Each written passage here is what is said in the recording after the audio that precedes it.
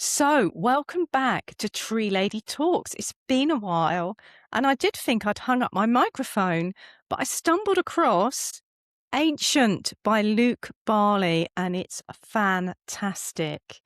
And then I saw Luke at the Green Symposium by the Arboricultural Association recently, and he kindly agreed to come on the podcast. So, Luke Barley is Senior Advisor for Trees and Woodlands for the National Trust, and this is his major work. So, Luke, thank you so much for joining us. Thank you for having me. Yeah, it's really exciting to be here. Lovely.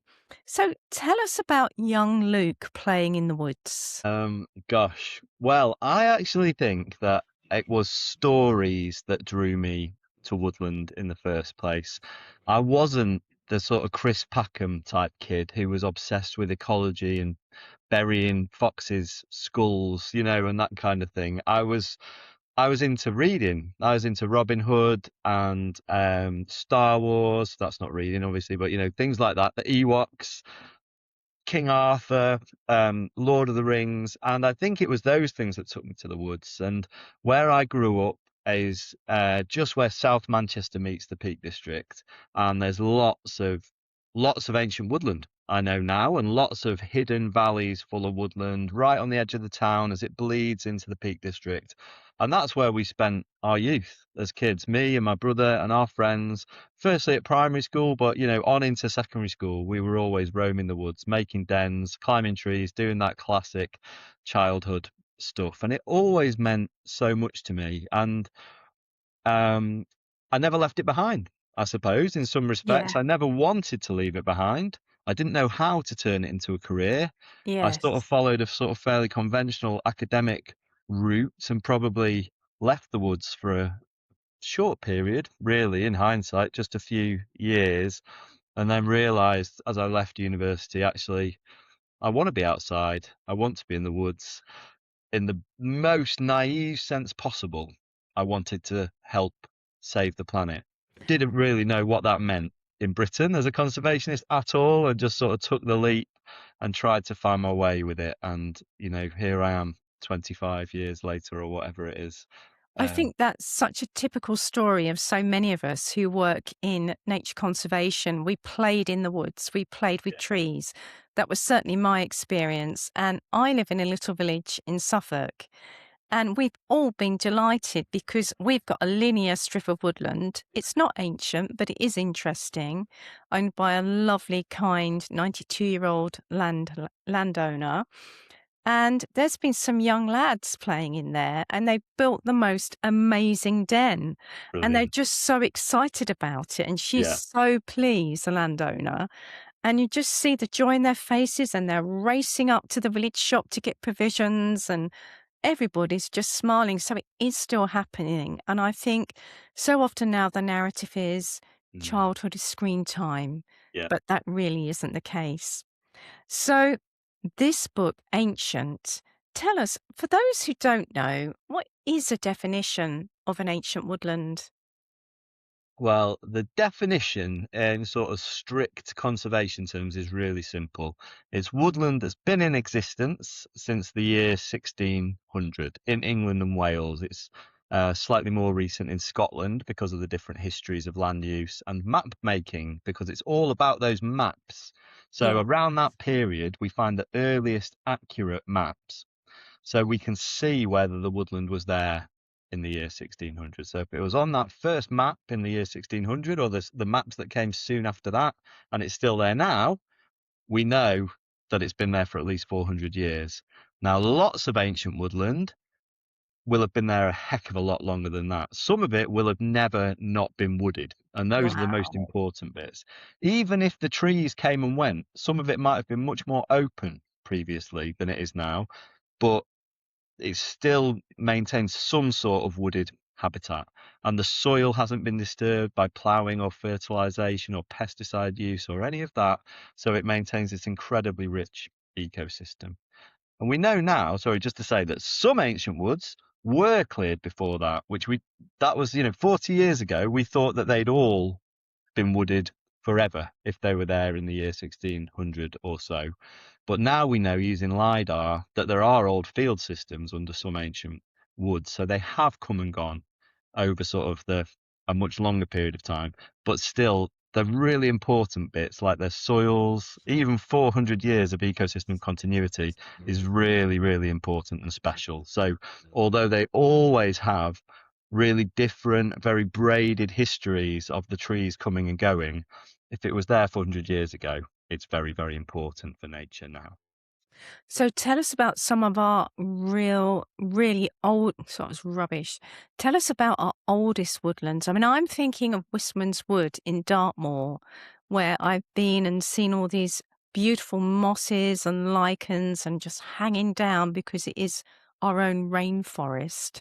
Can you think of any of our ancient woodlands, and can you describe those? Sure. So that's really interesting, isn't it? So Wistman's Wood is often held up as the archetypal ancient wood because it's so characterful and beautiful, and it is really important as a fragment of temperate rainforest. So it's got that lichen and lower plant interest that's unique to the west coast of Britain, really.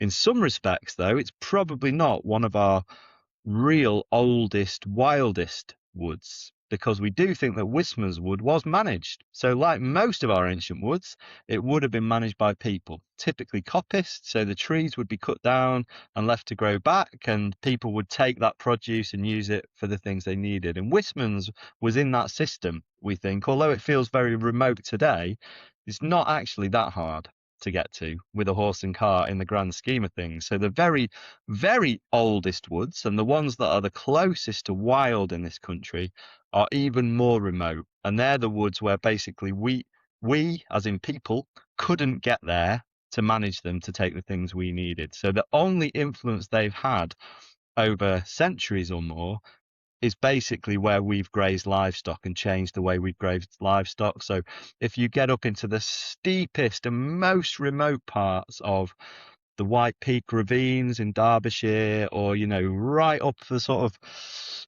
in the corner of a crag halfway up a fell in the Lake District, if you find a wood in those places, they're the real special remnants that have probably never been influenced by people Wow. except by grazing pressure. That's fantastic. So take us for a walk in a pre-enclosure woodland. Back in the 1600s, who might we find there and what might we see? Great question. So we will see a very different woodland scene than we will see today, and we will see a lot more people than we would see today, and there'll be a lot more light, actually. So, I mean, the first thing to say is there are a couple of types of woodland. So we have the sort of what we think of as more conventional woodland today, so where livestock would be excluded and it's just trees, sort of what anyone would think of as woodland. But then there was also a lot of wood pasture. So this is a very different type of woodland where grazing animals roamed amongst the trees, and lots of the trees were pollarded. So they were cut at about head height so that the regrowth was out of the reach of the animals, but people could still get that crop from the animals. So quite different scenes in those two places. So in a coppice wood, we'd still see a lot more light than we would today. We'd see huge areas that had been recently coppiced, recently cut, and probably lots of the produce being bundled up to be taken away for all kinds of uses. Almost everything people needed came from coppice woods and pollarded trees, whether it was thatching spars, pegs, cutlery and crockery, the wattle for wattle and daub walls. All this is from the underwood. And then from the standard trees, so the bigger trees over the coppice, timber for buildings and ships and all those bigger materials. And it would have been an industrial place. Because coppicing was so important, it would have been bustling with life. There would have been all sorts of people in there. People cutting the coppice, people stripping bark from the fallen oak trees, which went into the tanning process, people making the wood into different products, some of which they would have done on site, all kinds of different things going on. So it would have been really alive with human life. And likewise, in the wood pasture, it was a real living and breathing place because most of the wood pasture was common land. So the people who lived on it or around it had very long-standing rights to take the things they needed from it. So there would have been people there every day gathering firewood, cutting the pollards, grazing their animals, exercising all kinds of other rights to get the things they needed. These places were really living and breathing places. And we think that wood pasture commons were almost everywhere. They were um, so prevalent that they almost go unrecorded in lots of records. So, if even when I was researching and reading people like Oliver Rackham, you get to this point where you're like, how much wood pasture was there? And Rackham sort of says, well, from the records in the Doomsday Book, I think the majority of the woodland in the Doomsday Book was wood pasture, but that was something like 15% woodland cover.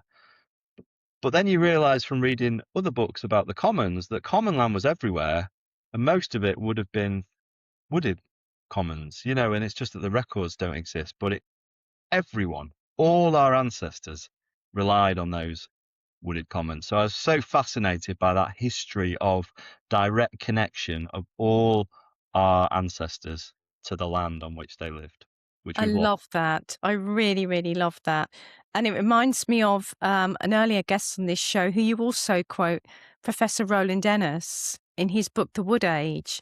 And he beautifully chronicles how it takes us through from our own evolution, how being amongst trees enabled our brains to grow by sleeping safely and using firewood to cook meat right the way through to the current age. So that's a big plug for that book. But tell us about our ancient woodlands now. I mean, what is the picture? What happens when you do nothing? What happens when you just So leave it be? yeah. So we are experiencing shifting baseline syndrome on an enormous scale in our experience of woodland. So most of us who've grown up any time in the last few decades know the woods, and particularly ancient woods as dense, dark places. They're shady, they're quiet. We go there for respite and for an escape from the world. But that is such a recent phenomenon.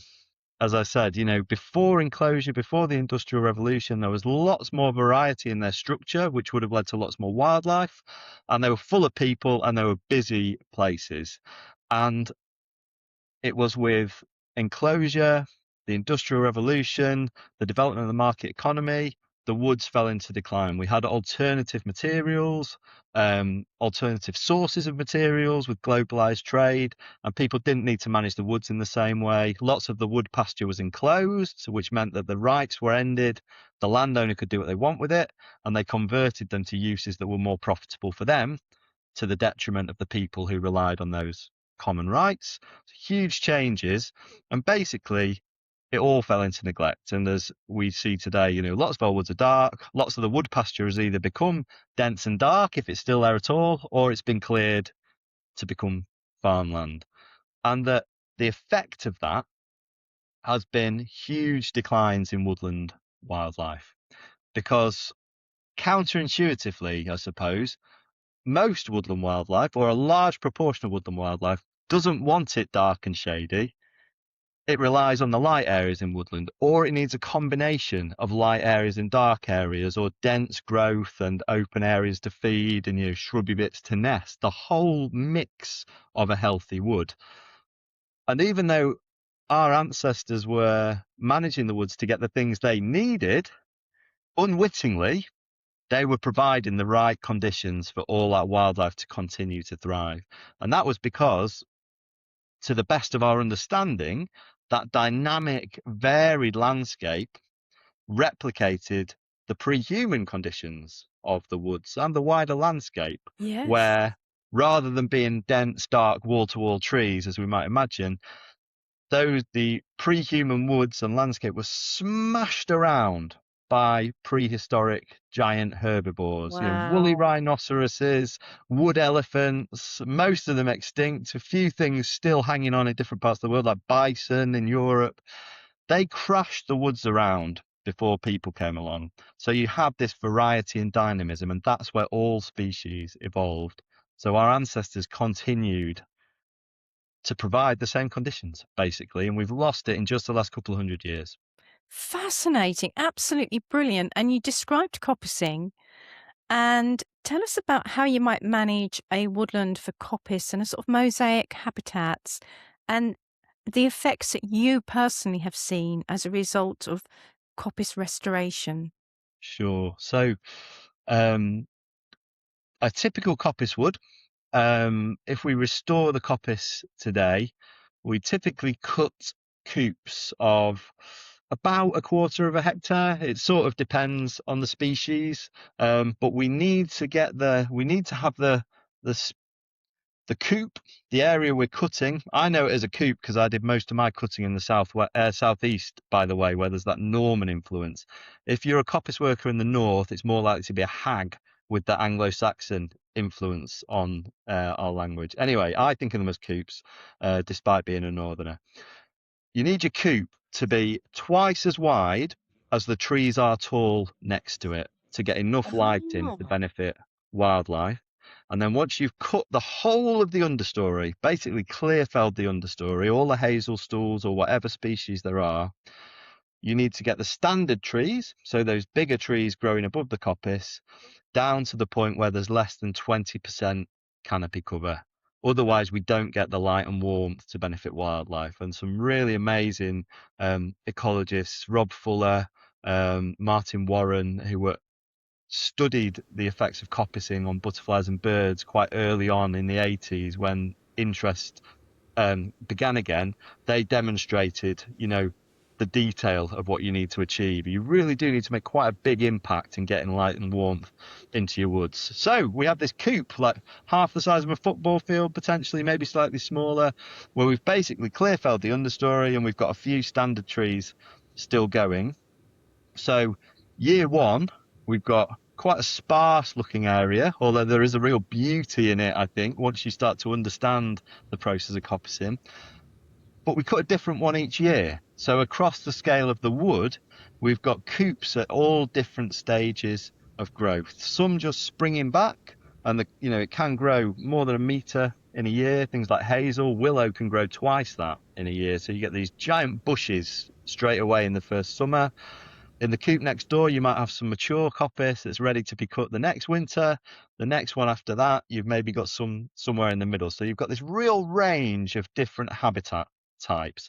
And as I said, the different species rely on different bits. So, for instance, some of the rare woodland butterflies, for instance, rely on subtly different stages of the copy cycle, which are quite extraordinary, actually. So, the small pearl bordered butterfly needs the violets that grow beneath the coppice in the first summer after cutting, and it needs the specific microclimate of when the grass sward and the coppice growth is just at that point that it'll reach in the first summer in order to find its own habitat. Once it gets any older, it's no good for the small pearl bordered anymore. And there are other woodland butterflies that find a different micro habitat. So some really extraordinary niches. And then likewise, lots of birds that we think of as woodland specialists, like the nightingale, they need the quite early regrowth, maybe in year 2 or 3, when you just start to get the bushy growth touching again and get a real dense shrub thicket. That's where they nest, but they want to go and feed on the insects that are using the real light and warmth in a freshly cut bit. So they need it all together. And there are other species that are even more choosy and that might use the veteran features in an old oak as well. So we've got to provide all those All of features those, that in rich any one wood. diversity. I mean, this spring, my daughter and I were walking in a beautiful woodland trust woodland near West Burgold in Essex, and we heard our first nightingales. It was just incredible, and it was exactly that habitat. It Mm, was in a coop that had been coppiced a few years ago. It was dense and shrubby, and it was just incredible. yeah. That's wonderful. Now, what about the products today? What sort of market is there for coppicing? I mean, does it cost to coppice? Is it break even, or is there a market that makes the labour worthwhile? I think the headline is that it's not economically viable. There are brilliant coppice workers who make a living from it, but it's really dependent on where you are in the country.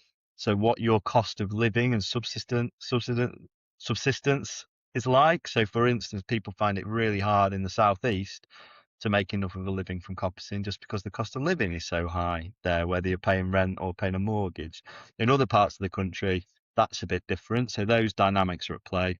The quality of the material. So unless coppice is already in rotation, so it's never been neglected or it's been restored previously, it's hard to make a living from those first couple of cuts. You have to cut each coop a couple of times before you get the quality where you can make Mm, meaningful products from it that'll make you money. So there's a long lead time before you start seeing a return as well if you just head into a neglected wood. And then a huge part of it as well is in the skill to process the material. yeah. So making the products really quickly and to a very high standard. And then, as well as being a brilliant woodlander and a very practical person, to really make it pay, you also have to be a fantastic entrepreneur and Yeah. very good at marketing so that you're able to find the market, sell it to the right people where you can get a premium from your product. So, as I say, there are people doing it, but it's not easy. And I think we need to find other ways to subsidize coppicing for all its wider benefits for nature and for people, really. I totally agree with you. And it does create those opportunities for really niche marketing. So using volunteers as well as part of a program, which I know you've done. But in this day of understanding the importance of biodiversity and also wanting something homemade, people using wood for good, people who live in urban areas, seeing the beauty and the inherent value in something local and woody. Let's hope that it attracts a premium. But it isn't always easy to get copies to regrow, is it? Because we've got a big deer problem. Yeah. What are your thoughts on different types of deer management? Yeah, it's a big challenge. Just before I talk about deer, can I just build on that last point a little Yeah. bit? Because a couple of really interesting things there for me. So the first is in terms of coppice products, I think we need to be realistic, sadly, very sadly, that most coppice products are only ever going to be luxury items. Yeah, that's where I was going with that. They're Mm, never going to feed the mass market, basically, with whittled wooden spoons and, mm, beautiful hazel hurdles. So important that we keep those traditions alive because they are integral to our history. And I yeah, think, there's definitely a place for them, but we're never going to do them at scale, you know, enough to support um, the restoration of woodland management we need. So part of that is about subsidizing coppicing, but um, the other thing that I emphasize in the book that I think is really important actually is that the good management of our ancient woods isn't just about coppice restoration. As much as I love coppicing, and I think it's got a really fascinating history and all these beautiful crafts associated with it, I'm actually just as excited as a naturalist about continuous cover forestry and the potential for really sensitive selective felling to punch holes in woodland to benefit wildlife. And actually, in some places, with a bit of thought, that might pay a bit more easily as well. And I think we might see the scale through really sensitive selective felling that we might not see through coppice restoration. So we need to keep an eye out for that. that's so good. So I'm also an advocate of continuous cover forestry as well, because at the moment in the UK, we import 80% of our timber. And well, number one, it's bad for timber security. But it's also a massive lost opportunity to bring our ancient semi-natural woodlands back into management and our other woodlands, our younger woodlands, into management by really sensitive, targeted felling. So, two things that spring to mind. I mean, how can you take out a fallen large, or you felled an oak for whatever reason, you've selected it, you've agonized over it, and Yeah. you've worked out the roots, but we know that the soil is the most important thing in our ancient woodlands, and a single passage by machinery can squash it all down and, create a problem for a while. What other methods are there that you've used? Yeah, well, the most exciting method that I've used is horse logging, which I think is, it's just such a lovely thing to do. Probably my favorite times in the woods, that I've experienced was working with the horse loggers. It was just absolutely brilliant. Um, and in the right places, the right woods, the right surrounding access, that can work financially. So that's exciting, but it doesn't always work financially. I think we No. have to be honest about that. Um, but there are other ways to get the timber out sensitively. And as you say, we must treat the woodland soil with great care. But even things as simple as thinking about the timings of our operations. So, traditionally we avoid nesting season, which means we do all our woodland management and extraction in the winter. But obviously that's when the ground is most wet. Um, but it's just been that binary decision. You can't extract in the summer, so you do it in the winter. Well, we've got lots of places in the National Trust now thinking with a little bit more sophistication about that. Um, you know, maybe felling in the winter, but doing their extraction in late summer when they feel confident that the birds are fledged, but the ground is still firm. There are some really, really good, more lightweight forwarders as well, which again, obviously, because they don't bring the scale of timber out, Mm. the economics can be more challenging. But again, they can pay off in the right place, and then work with winches and skylines and that kind of thing. So it's kind of all there for the taking, in terms of the methodologies, as long as we think hard about it. I think the bigger challenge is and this is something you just alluded to in terms of timber security, is that we don't have the markets for the products of our ancient woods beyond firewood at the moment. So even in those few woods where we've got really nice straight oak, it doesn't go into the supply chain for oak beams because it's just too niche a market. The sawmills aren't interested. People don't get it graded. It's this vicious circle. And then people don't Yes. ask for it. So they just go to Travis Perkins and get French oak, which has been graded. It has come through the industrial system. So we've got to change a lot of things about the whole supply chain in order to drive the management of our ancient woods. And I think part of that is growing more decent timber. So that means the managers of ancient woods tending their woods correctly to grow better timber in some cases, some trees, but then also people asking for English timber, the Yes. sawmills being willing to grade it, all that, every bit of that vicious Every circle needs bit. reversing into a virtuous one. So there's a real challenge there. But what I'm even more excited about in some ways is the potential for innovative and novel uses of the wood Yes. from ancient woods, which I think is a really exciting proposition, actually. So, um, in the book, I look at this 7-story office block that has been built in East London called the Black and White Building, which Yeah. has been made from laminated beech. And that came from Germany, like most of the engineered timber does today. But that's okay because it's the principle that we could have Yes. used British beech to do that. It's really interesting to think about these laminated timber structures. There's a really large one that's supposed to be built in Switzerland as well. So these niche markets, I mean, there's quite a lot of work being done by Grown in Britain as well, isn't there? Grown in Britain doing some brilliant work, and people like Jez Ralph at Evolving Forest, who's closely involved with Grown in Britain, and the Architectural Association and their woodland campus at Hook Park, where again Yeah. they've done some really interesting work, like using the wonky wood from the crowns of Yeah. trees, which again historically would have been really important. What they call the knee timber, so the crooked branches of oak would have been harvested for the specific use of the angle of the branch. So whether it was for crook barns or for the futtocks, the curved ribs of ships, they came from the curved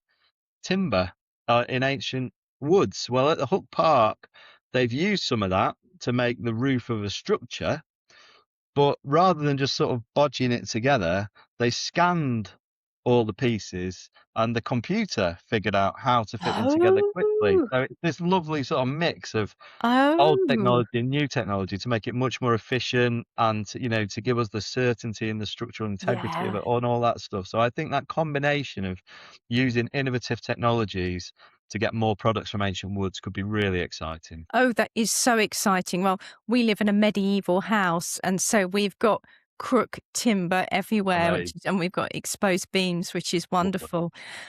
But there was a lot of change within some of our ancient woodlands implemented by the Forestry Commission called a plantation on ancient semi-natural woodlands. Um, we still have many in the UK, Perhaps just briefly describe why it happened and how things can bounce back once they're removed. Sure. So the restoration of plantations on ancient woodland sites, often called PAWS, is a conservation priority, really, because we can bring the life of those woods back relatively easily. So, although coppicing basically completely died off, almost completely died off by the start of the 20th century, there was then a bit of a coda to the story of ancient woodland in the two world wars. So lots of them were harvested ad hoc because we were so desperate for timber during the two world wars. But then a couple of things happened after the Second World War. The first was that there had been this um, developing trend for what was called scientific forestry, and this was part of that wider movement for improving the land and making it more efficient and productive and profitable, importantly.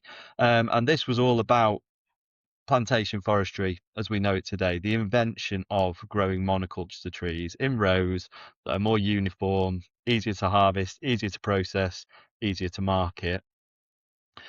And also, the ancient woods were dismissed as scrub. Lots of them had just been hammered during the Second World War, and foresters visited them and just saw the bushy regrowth and just thought, this is useless. Nobody really understood coppicing by that point, or very few people did. So the woods fell into complete decline at that point. So 1945 was a real bad moment for ancient woodland. And obviously, we also had rationing and the need to massively increase food security. So lots of ancient woodland was considered useless and was cleared. We think about 10% of the ancient woodland that remained in 1945 was cleared completely and converted to agriculture. But another 30 or 40% was cleared and replanted with conifer. So 30 to 40% of our ancient woods were replanted with conifer species. And what we see in those conifer woods is really, to the untrained eye, they look like a typical conifer plantation. We get the trees in rows, very densely planted, very shady, very dark. Any sort of ground flora completely suppressed, both by the shade and all the needle litter. Um, but in lots of them, if you start to look and you get your eye in, you can see these remnant features of ancient woodland. So whether it's the wood banks and the charcoal hearths, as a sort of archaeology, or sometimes you do find some of the more shade tolerant woodland flora hanging on. Some of the ferns can hang on under the conifers, and you can start to spot that this was an ancient woodland. And then obviously you can confirm it from old maps. And actually, if we sensitively remove all that conifer, the life of the ancient wood comes back. Yes, we only get young native tree species, but the seed bed of native woodland species can spring back even after decades of conifer Yeah. on top. All the fungal diversity is often still there, so the health of the soil can be restored really quickly. It's clinging on under the conifer, and by removing the conifer and either allowing native tree species to establish or even planting somewhere appropriate, we can restore that ancient woodland habitat relatively quickly in woodland terms. It's still there, ready to be restored. It's so hopeful. And a few weeks ago, I was privileged to visit an old Paul's, which has been in the same ownership now for 26 years. And when the owner bought the woodland, their objective was to restore the woodland. And Amazing. when you can see, we walked through this area of, oh, goodness me, 10-meter high, 15-meter high, native, natural regeneration, Lovely. where the conifers have been felled. And this particular woodland, I'm taking the listeners to, because we're going to go for a walk in there with the two great woodsmen, and Amazing. we're going to hear how they did it. Oh, And the wonderful. ecological benefits is just extraordinary. So it's Fantastic. really reassuring, isn't it, that nature can bounce back given a chance. But it also leads me to think about this tension. So we're aware we're in a climate emergency, we're in a biodiversity emergency. People care about trees. But I wondered if you'd experienced public perception differences between when you're managing a publicly owned or charity woods, when you're going in there and you're doing some coppicing or you're doing selective felling? What have you come across in the range of attitudes, and is it changing? That's a really good question. I do think it's changing, but very slowly. And I really hope actually that the book can have some small influence in helping more people understand the need for woodland management and that it is a positive for nature and for people. Because yeah, there is still a big misconception that felling any tree is bad.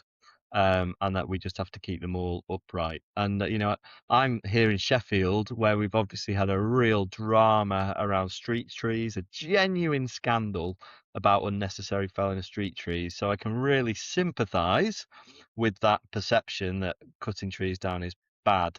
And it's a nuanced argument to explain to people that this is different in a wood. The wood is the special thing, really, and the trees come and go, and it's the woodland Yes. ecosystem that we need to look Yes. after. It would be wrong to clear the wood, but felling individual trees within the wood is normal. It replicates natural processes, and we're actually improving its health. But I recognise that, it's hard to convey a nuanced argument, isn't it? People It like the is. soundbite, the Yeah, simple they message, do. They do.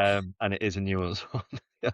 I do wonder though, I think use of volunteers appropriately can really help with that discussion because you've got lay people coming in, getting their hands dirty and actually experiencing and looking at the benefits of managing woodland and actually seeing how the woodland changes. But there are so many other benefits to volunteering in woodlands as well. I mean, have you learnt anything or seen anything that surprised you from working with volunteers in woods? Gosh. Have I seen anything that surprised me? I'm not sure. I mean, I would say I don't work with volunteers so much nowadays, slightly sadly, because I'm in a sort of advisory role. But yeah, I loved working with volunteers as a ranger. And what was so nice about working with the volunteers is that everyone brings a different dynamic to it. So in some respects, some of them might have been learning from me as a ranger about woodland management, but some of them have been doing woodland management for longer than I have. And I was learning huge amounts from Yeah. them. And in the book, I talk about a couple of volunteers who I work with who basically taught me to coppice. And they were one of them was a coppice worker who also volunteered with the Rangers, which was quite extraordinary. That he did have a business as a coppice worker, but he came out with us for Wow. fun and just to sort of give back. And Yeah. another bloke who was a retired bloke who'd worked on the railways actually, but was a been retired longer than I've been working at that point and spent most of it coppicing. So it's a really amazing dynamic to learn to have that different learning experiences going in different directions, I think. So I'm not sure if that was surprising as such, but really valuable. Um, yeah, and I think what I the volunteering experience as I enjoyed the most as well were where we had the most diverse range of people. So I think it's fair to say that the standard National Trust volunteer is the retired white man, out in the woods. The vast majority, probably 90% of National Trust volunteer groups doing woodland work are going to be those retired people from a particular background. And that's great. And we really value their contributions. They're always lovely to work with and it's brilliant.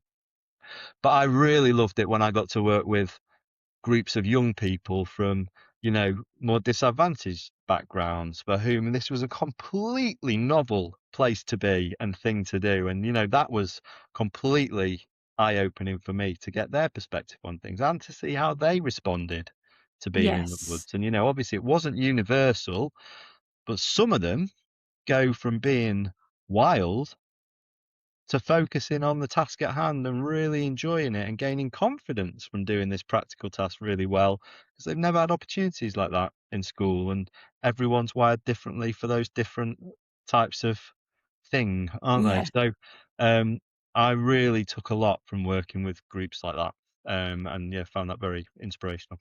Brilliant. And we've talked about why some woodlands have been neglected, but also let's talk about the threats to our woodlands. First of all, in terms of pests and diseases and browsing. Sure.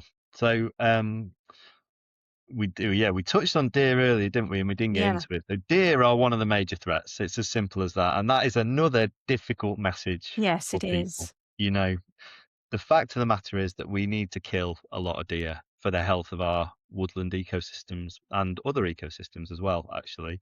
There is an unnaturally high number of deer in this country now because they've lost their predators, except us. Um, and there are non-native species that have been introduced that are also, you know, breeding like Billy O. So it's not even that it's just there's too many of the native deer. There are other species as well, and they eat the heart out of a wood. They will eat its future by eating all the saplings and all the young trees, so that when the existing trees die, there's nothing there to replace them. They eat the ground flora. They eat the understory species. Too many deer can just wreck a wood, and we don't have any meaningful political sort of strategy to deal with that at the Hmm. moment. There is a Forestry Commission have just released a new strategy, but which is a step in the right direction. But we need to beef it up big time in order to genuinely figure out a way forward.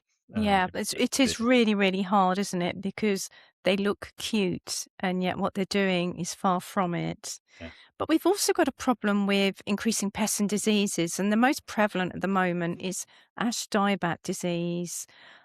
Describe to us a scale that you've seen in the northern woodlands, and mm, might there be some opportunities from that? yeah.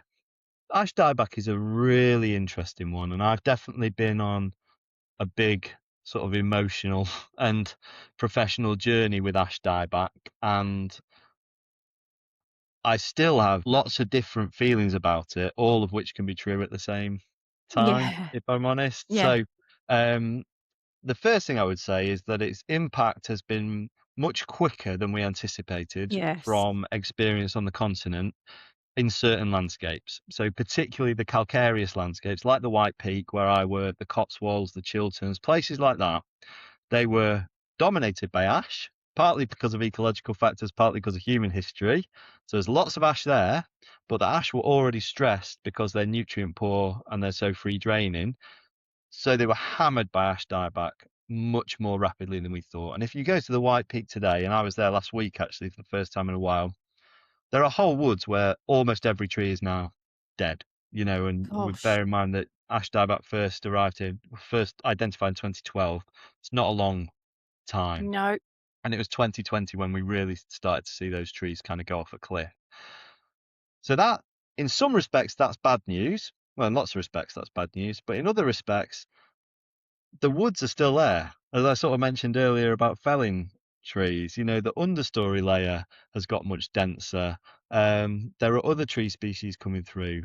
Um, they're probably really, really good for woodland birds at the moment because the understory layer is so dense. There's more woodpeckers because there's so much dead wood. yeah, Um, it's all kind of a phase in some respects, but I do think we need to apply a gentle hand to make sure that the end result is as positive as it can be. Because if we're not careful in woods like the White Peak, we might end up with too much sycamore and too much beech, which are yeah, obviously very shady species, and they would really change those ecosystems. And one of the things that's special about the ash woods on calcareous landscapes is its ground flora, or their ground flora. So we need to try to maintain similar conditions to maintain that ground flora. So I think the bits of planting that people like Natural England and the National Trust and others have done in the White Peak recently to try to reintroduce missing native species to those areas is really important, actually, in avoiding the potential dominance of really shady mm, species. So we've reintroduced species like both species of native lime and field maple, and others that are only missing because of the human influence on yes, those woods. So I think that's really important. So that's one aspect of the story. And then really quickly, another, not the only other aspect of the story, is that away from the calcareous landscapes, it still ain't that bad. yeah, Like, the process is still quite a slow one. Um, and it is upsetting, but in some ancient woods, we're seeing a small proportion of ash dying as being fairly positive in opening up yes, otherwise neglected woods and letting some light in. Um, and ash as a species is very diverse genetically, so we will start to mm, see tolerance develop through saplings in those gaps relatively quickly as well in woodland terms, just not so quickly in human terms. yes. So, yeah, I wouldn't say that I'm feeling sort of sanguine about it. but it's not equally. It's not a catastrophe. There's lots of different mixed messages I around think it. there are. I mean, I walked through an ancient woodland recently in Hertfordshire where there were patches of large dead ash, but it was amongst many other different species, and the woodland had Yeah, been neglected so long, it was an opportunity to create yeah. light. And there's some really great work being carried out at the John Innes Laboratory with rapidly growing disease resistant seedlings as well. So there's a lot of hope for the future. We started off with you taking us for a walk through an old woodlands in pre-enclosure days. What would you hope to see when you went through a walk in the woodland in the future? Let's say 50 years time. What is the next stage in our ancient woodlands? Like to see something similar. I'd like to see our Yeah. woods repeopled, as lots more people earning a living there, taking the things we need, and enjoying being in them as well. And so, what I think we need, and there are lots of different things we need to do to get there, is to restore our lost woodland culture. And it is Yes. only recently lost. You know, the whole of British culture was a woodland culture from the Bronze Age until enclosure and the Industrial Revolution. So it's the blink of an eye that we've lost it. And I think that by restoring it, we will see more wildlife in the woods and we will help restore nature, more carbon sequestered, and happier people. So I would love to see more of our woods with people working them, creating those big gaps that allow the space for wildlife and all those niches for different species to thrive, taking more of the things we need and probably lots of things we can't even imagine that we could get from the woods yet using Exactly. innovative technologies, um, and that everyone is connected to woods and their management in a way that we've lost in recent years. And look how we are as a society with no wood culture. Look at our mental and physical health and what that's doing to people. And I feel that that the next movement in wood culture is everything you say, plus carefully and sensitively using the woodlands for our own well-being, be it forest bathing, Yeah. or just quiet reflection, and people allowing themselves to get dirty and touch things again and just feeling connected because we know it's good for us. I'm reading Kathy Willis's Good Nature at the moment, which just Mm. provides so much evidence on how trees and plants help us be well. So I'm really excited by that. And I think it needs to be driven by many different things, by policy and regulation, but also innovation and creating new markets. We've talked about things on the macro scale, we've talked about woodlands, but I'd like to focus in on one of your and my favourite species, and that's limes. Often they're walking. What does that mean? Lime. So lime is such a special species because it is, well, Oliver Rackham called it a living link to the Neolithic wildwood. So we're talking about small leaf lime in particular and large leaf lime to a degree. These are the native British lime trees. And unlike the common lime that we find on lots of Victorian streets, we only find them really in the deepest, darkest bits of the wood, in the corners that have been neglected the longest. Um, and if we find lime in the woods, wild lime, we know we're in a really, really, really old bit of the wood. And the reason for that is that for the last at least 5 or 6 thousand years, they haven't been able to reproduce consistently by seed because our summers have been too mild, slightly ironically. So we are seeing more saplings now, actually, with climate change. But they've got this amazing adaptation for vegetative reproduction. So they almost considered immortal in some senses. So if a tree falls, but it's still rooted, the side branches turn into a line of new trees. If it breaks, it just coppices naturally, really vigorously. Swooping branches often just touch down in the soil and set root and form a sort of sister tree to the original tree. So that's why we call them walking trees, because they just move slowly over tree time through the landscapes in which they exist unless we clear them, basically, or we have cleared them historically. So the places we find them are often those places where woodlanders chose to leave them for whatever reason. In some places, it's because they couldn't cut them down. It just wasn't worth their effort to do it. So one of my favourite woods, Dodgson Wood in the Lake District, we find the line just on the steep rocky gills, and it was clearly just wasn't worth their effort to clear them along the gills when they actually managed the rest of the wood really industrially for oak coppice, for charcoal and for tan bark. In other places, we don't really know why they left them. So Spring Park, another of my favourite woods where I worked in South London, there's a big line of lime on a really, really ancient boundary and wood bank, but it would have been really easy to clear them, and they obviously made a decision not to, and we don't really know why. And the reason they were cleared elsewhere was because they basically became useless to us. So as people started to manage the woods more industrially, they were clearing the species that were less useful to make more room for the ones that were. So lime was pushed to the edges, but where we find it, we know we've got that connection to deep time, basically. So really special. Wonderful. And so, really, lime is almost a metaphor for the evolution of our ancient woodlands through the various stages through our ecological and then human history, and how that has changed in the blink of an eye. And let's hope we're moving towards a new era of woodland management, not only for products, not only for wildlife, but for people using innovation that we can't yet imagine.